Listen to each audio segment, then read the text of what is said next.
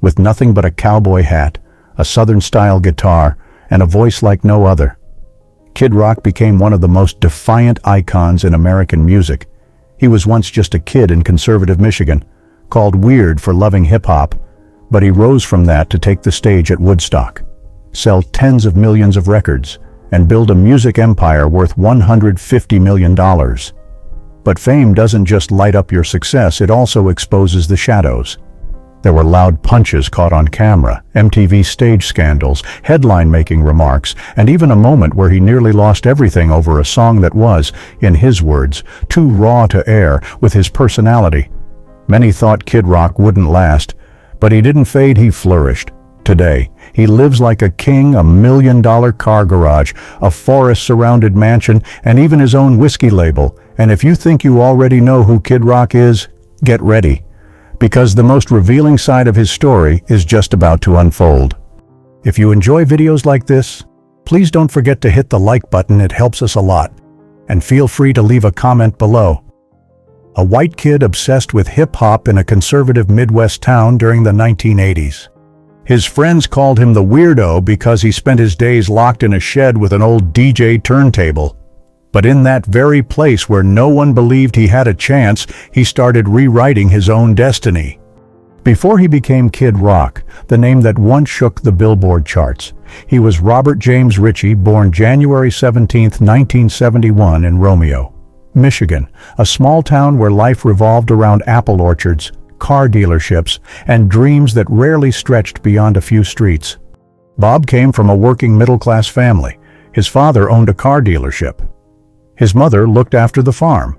He was well-dressed, well-schooled, but always felt stifled, not by poverty, but by the feeling that he wasn't allowed to live for what he truly loved. Then, hip-hop arrived like a jolt of electricity. He was 13, the beats coming out of Detroit, those early rap verses, lit a fire in him. It was as if he'd finally woken up, but in a town like Romeo White. Conservative, a white boy rapping might as well have been a rebellion. They laughed at him, called him odd, but Bob stayed quiet and practiced. Inside that cold shed, he spun records on an old turntable, scribbled lyrics with a blue ink pen, learned to mix tracks from borrowed cassette tapes and the radio. One winter night, while the whole town slept, Bob sat there rewinding a beat over and over, his fingers burning, eyes bloodshot from exhaustion. But his heart never tired. It beat to one rhythm, only music. And from that freezing shed, no one could have imagined that the same weirdo kid would one day own flashy cars and million-dollar mansions. He didn't need the world to understand him. He just needed one chance to be himself. Can a boy rejected by his own hometown turn those lonely warehouse beats into a golden ticket to music stardom? He stepped into the music world wearing worn-out shoes, no money, no fame, just a microphone and the unshakable belief that he belonged on stage. His debut album nearly destroyed his career over a single track that was deemed too explicit to air. But just when every door slammed shut, Kid Rock began building his own path from the ashes. In the late 1980s, Bob Ritchie, by then calling himself Kid Rock, officially entered the music scene. No sponsors, no invitations. He knocked on the doors of backyard parties across Detroit, asking for one thing: a corner for his DJ set, an old speaker, and the chance to play a single track. Some nights, he rode his bike with all his equipment just to perform for free. Detroit wasn't eager to embrace a white rapper. He knew the quiet prejudice, the skeptical stares, the snickering behind his back. But then came a break rapper. D-Nice introduced him to Jive Records. In 1990, Kid Rock released his debut album, Grits Sandwiches for Breakfast. It was raw, streetwise, and unapologetically his style. But one track, Yodel in the Valley, was too bold. So much so that a radio station was fined by the FCC for airing it. Jive Records dropped him immediately. No discussion, no second chances. One winter night, Kid Rock sat on the steps of a friend's house where he'd been crashing, head in his hands. "I thought it was over," he later recalled. No contract, no airplay, not a dime to his name, just the music and a pride that refused to surrender. He started over, released albums on his own, drove across states in beat-up cars, built makeshift stages out of scrap wood, hung bare light bulbs for stage lighting, the polyfuse method, 1993, Then Early Mornin' Stoned Pimp, 1996, came out with no media coverage. But night after night, town after town, he gave his audience something real raw, honest, and unfiltered. Slowly, a loyal fan base began to grow, not through flashy ads or media campaigns, but through sweat, hoarse vocals, and the kind of presence that never missed a show. From rickety wooden stages in Detroit, no one would have guessed that just a decade later, he'd be headlining million-dollar venues, living in mansions, and driving luxury cars. And in the same world that once called him a failure, Kid Rock was finally being heard not because the world changed, but because he never gave up. But here's the question. Can a dream built on grit and instinct survive the blinding lights of million-dollar stages and platinum awards? From shaky wooden stages, empty chairs, and songs no one wanted to play, Kid Rock eventually found a stage big enough for his dream. Overnight, he went from outsider to phenomenon. But that breakthrough wasn't luck, it was the result of a long road paved with rejection. In 1998, after nearly a decade of being labeled a failed rapper, Kid Rock signed with Atlantic Records, one of the biggest labels in America. It wasn't just a deal, it was the first real recognition after years of fighting on his own. The album Devil Without a Cause was released to skepticism. But within months, everything changed.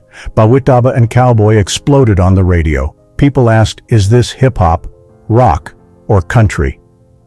The answer was, Kid Rock didn't fit any mold, and that's exactly why he stood out. The album went on to sell more than 14 million copies, a staggering number for an artist once rejected by every major label.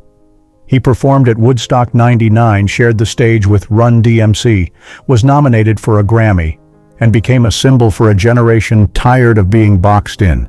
At the MTV Awards, before the lights were even fully up, Kid Rock grabbed the mic, looked straight at the camera, and said, "I used to play music in someone's basement. Today, I'm standing here not because someone gave me a shot, but because I took it." From being ignored to becoming a defining figure in American music culture at the end of the 90s. Kid Rock didn't rise because he fit in, he rose because he didn't. But what about the life behind the spotlight? When success arrived, how did Kid Rock really live after standing on stage in front of hundreds of thousands? Kid Rock found clarity in one thing: homes with no audience, no cameras, just trees, wood, and silence. In Clarkston, Michigan, he lives on a nearly 30-acre property tucked among maple and oak trees. It's not a palace, but a sprawling log cabin, a blend of southern rustic and Midwest simplicity. A dark gray shingle roof, cedar-planked walls, and iron-framed farmhouse windows open to a backyard pond where ducks often glide across in the early morning. Inside, it's all wood and warmth, a long, solid wood dining table, open beam ceilings, and a worn leather armchair by a massive stone fireplace. There's no marble, no crystal chandeliers, just the honest atmosphere of a house meant for living, not showing off. In his study, a black and white portrait of Hank Williams Sr. hangs near an old guitar, beside a bookshelf stacked with vintage vinyl, mostly Southern rock and blues. It's not a gallery, it's a room that lives with memory. In Nashville, Kid Rock owns a modern farmhouse, a white-painted exterior, a long wood porch, steep roof lines, and a backyard lit by hanging string lights. Inside, the decor is minimal brown leather chairs, retro kitchen tile, and a black piano in the living room, not to impress, but to be played. He also once owned a Mediterranean-style mansion in Malibu, complete with stone balconies and French doors facing the Pacific. But he sold it in 2017 for over $11 million, saying that house was beautiful, but I never fit into that kind of staged beauty. Kid Rock's real estate portfolio is now estimated at over $15 million, but none of his homes feel like they belong to a celebrity. They belong to a man who knows what truly keeps him grounded. If his homes speak of quiet and solitude, then his garage roars with declaration, "I didn't wait for approval, I drove here myself." First is the 1975 Cadillac Eldorado convertible, ivory paint, red leather interior, valued around $75,000. It's the car he drove after signing his first big contract, and the one he took solo across Tennessee during his 2000 tour. It's not the fastest car, but to him, it's a memory on wheels. Beside it sits a 1969 Dodge Charger RT, an American muscle classic worth about $110,000. Black gloss paint, 440 Magnum V8 engine, and an exhaust that sounds like freedom, Kid Rock once joked. Every time I hit the gas, it feels like I'm stomping on the whole 70s. He also owns a limited edition Harley-Davidson Road King Custom, worth about $35,000 with chopper-style handlebars, hand-stitched leather seat, and a personalized plate. He often rides it to charity events for veterans as a bike, but also as a message: I come from the working class and I never left. His love for vintage pickups shows in his collection: a 1972 Chevy Silverado K10 worth around $45,000 and a 1956 Ford F100 with weathered blue paint, valued at $40,000. He kept the chipped paint and dents, their proof of time, and that's what matters to him. In total, the garage is worth over $350,000, not counting other motorcycles and custom vehicles. But for Kid Rock, the value isn't in the dollars, it's that every vehicle holds a piece of his life, his past, and a brand of defiance no one ever taught him. So when he's not driving or making music, what does everyday life look like? Does he spend like a star, or still sip a beer like a small-town guy from Michigan? Kid Rock doesn't live like a typical rock star. No personal stylist, no luxury spas, no 10-course candlelight dinners, just faded jeans, old t-shirts, and a can of Bud Light on the porch. Most mornings, he cooks a simple breakfast himself. Eggs, bacon, toast. He likes driving into town, browsing old shops, chatting with locals. These small habits, he says, keep him rooted. In his free time, he hunts, fishes, shoots in the backyard, and spends hours remixing old tracks in his home studio. Music is no longer about fame, it's the place he returns to when life feels off balance. He's also fiercely self-reliant. He decorates his home himself, checks the wiring, even fixes plumbing if needed. A reporter once found him cleaning the horse stables out back. Despite a fortune in the hundreds of millions, Kid Rock doesn't flaunt wealth. He invests in what matters: community. He founded a charity for veterans and underprivileged kids, opened a job-creating restaurant in Detroit, and launched his own whiskey label, all managed with his direct involvement. Someone once asked, "Do you ever feel lonely living like this?" He smiled, propped his boots up on the railing, and said, "I feel peaceful, and that's rarer than fame." But after all that, who really stands beside him? Can an artist who lived outside every mold ever keep a lasting home beneath the cowboy hat and rebel image? Kid Rock is a devoted father. He has 2 children, Lola and Rhett, from a 6-year marriage with Australian dancer Carla. Though divorced, they remain friends and raise their children with mutual respect. His romantic life made headlines, but when he met Pamela Anderson, he found true harmony. They worked on charity projects, shared a love of music, and bonded over nature, though their path wasn't without turns.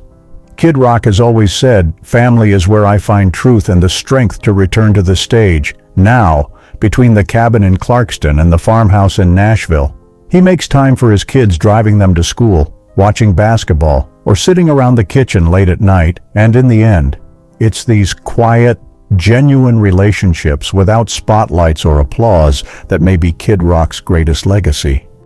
As a rebellious artist, Kid Rock has always chosen to live bluntly, and the cost of that honesty hasn't come cheap. Some mistakes, he admits, were inevitable. Others, he's never felt the need to apologize for. Kid Rock became famous for hits that rocked the charts, but just as often, he made headlines for things that had nothing to do with music. In 2007, after a show in Atlanta, he got into a fight at a Waffle House. A man provoked him, and Kid Rock, angry and caught in the moment, reacted on instinct. The video hit the internet, and within hours, his name was everywhere. He was fined $1,000, sentenced to a year of probation, and required to attend anger management counseling. The image of the straight-talking country boy suddenly shifted now. To many, he was the hot-headed celebrity. That same year, During the MTV Video Music Awards, he got into a physical altercation with Tommy Lee Pamela Anderson's ex-husband. His brief and highly publicized relationship with Pamela had already stirred up the tabloids, and the fight only made things worse. While most celebrities either stayed quiet or issued apologies, Kid Rock made his stance clear: "I don't hit anybody unless there's a reason." But the controversy hasn't always come from fists. One of the most persistent criticisms has been his use of the Confederate flag on stage, a symbol long associated with racial division. Kid Rock insisted he used the flag to honor Southern heritage, not to promote hate, and officially stopped using it in 2006. Still, organizations like the NAACP and numerous civil rights groups publicly condemned him. In 2019, during a performance in Nashville, he appeared visibly intoxicated and made offensive remarks about Oprah Winfrey, Joy Behar, and several other prominent women. The clip spread quickly. Kid Rock refused to apologize, stating simply that he didn't like being fake and didn't feel obligated to be polite if it didn't feel genuine.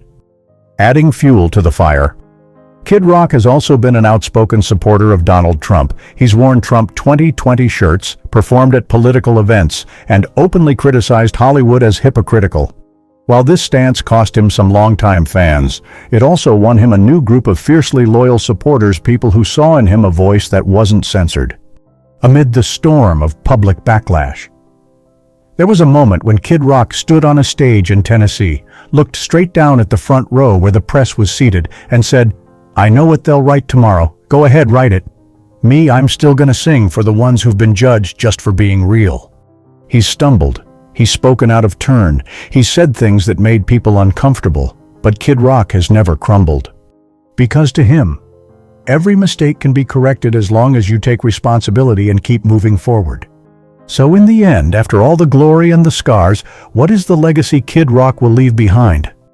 He was once rejected by the entire music industry, criticized by audiences for being too raw, too real, and yet, more than 3 decades later, Kid Rock still stands an irreplaceable icon.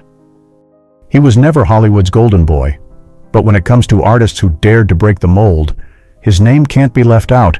He sold over 14 million copies of Devil Without a Cause, headlined dozens of sold-out tours, and fused 3 genres that were never meant to mix rock, rap, and country into a style no one could replicate. But Kid Rock's legacy goes beyond music. It's about how he inspired outsiders, those who were judged simply for being different. He reminded people that you don't have to be perfect, you just have to be brave enough to live by what you believe in. To his community, Kid Rock is a quiet activist. He's funded veteran support programs, hosted benefit concerts, and opened the Made in Detroit restaurant chain to create jobs in his hometown. He doesn't broadcast these efforts to the press, but when the community is in need, his name always shows up on the donor list. In 2022, when many of his peers had retired, Kid Rock was still touring, still standing under golden stage lights, holding the same old guitar, singing in that rough, unpolished voice, not for money, not for fame, but because that's where he belongs. Kid Rock may not leave behind a flawless image, but he leaves behind something far rarer: the truth, untouched by the weight of fame. From a kid spinning records in a cold backyard shed, to a man giving a voice to those the world tried to ignore, his journey wasn't perfect, but it's strong enough to inspire anyone searching for their own path. Kid Rock doesn't teach you how to be a star, he teaches you this: if something truly moves your heart, follow it all the way, no matter how many people say it can't be done.